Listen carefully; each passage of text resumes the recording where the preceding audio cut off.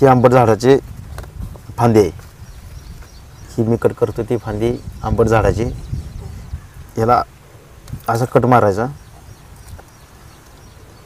याला मध्य सेंटरवरून असं काप घ्यायचा. त्याच्यानंतर केशरची काडी आहे,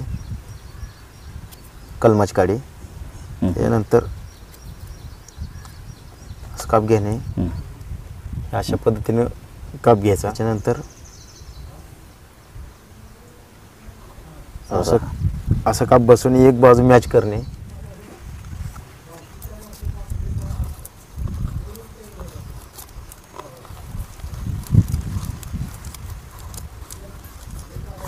कलमपट्टीने बांधून घेणे.